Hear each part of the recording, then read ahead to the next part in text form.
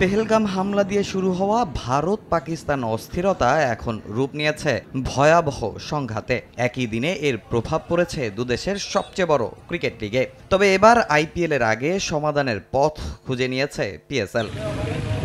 রাওয়ালপিন্ডির stadium এলাকায় drone বিধ্বস্ত হওয়ায় গতকাল মাঠে গড়ায়নি পিএসএল-এ নাহিদ রানার দল পেশোয়ার জালমির খেলা। ভারতের বিভিন্ন শহরে পাকিস্তানের ক্ষেপণাস্ত্র হামলায় মাঝপথে বাতিল হয়ে যায় আইপিএলে দিল্লি ক্যাপিটালস ও পাঞ্জাব কিংসের ম্যাচ।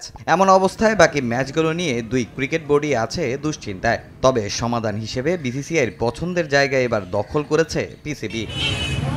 অতীত ইতিহাস বিবেচনায় গতকাল থেকেই পাকিস্তানে অবস্থানে অনীহা দেখা দেয় বিদেশি ক্রিকেটারদের মধ্যে। দফায় দফায় বৈঠক করে এবং করাচিতে ম্যাচ আয়োজনের প্রতিশ্রুতি দিয়েও তাদের রাজি করাতে পারেনি পিসিবি। শেষ পর্যন্ত পুরো লিগটাকে পাকিস্তান থেকে সরিয়ে আরব আমিরাতে নিয়ে যাওয়ার সিদ্ধান্ত নেয় তারা। পাকিস্তান সুপার লিগের বাকি ম্যাচ হবে দুবাইয়ের ইন্টারন্যাশনাল ক্রিকেট স্টেডিয়ামে।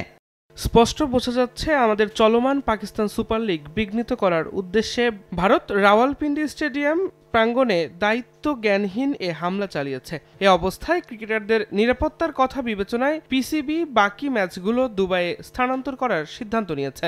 তবে ভেন্যু স্থানান্তর করলেও এখনও সূচি চূড়ান্ত করতে পারেনি পিসিবি। খুব শিগগিরই পিএসএল এর গ্রুপ পর্বের 4 ম্যাচ, কোয়ালিফায়ার 2টি এলিমিনেটর এবং ফাইনালের সূচি ঘোষণা করা হবে বলে জানিয়েছে পাকিস্তান ক্রিকেট বোর্ড।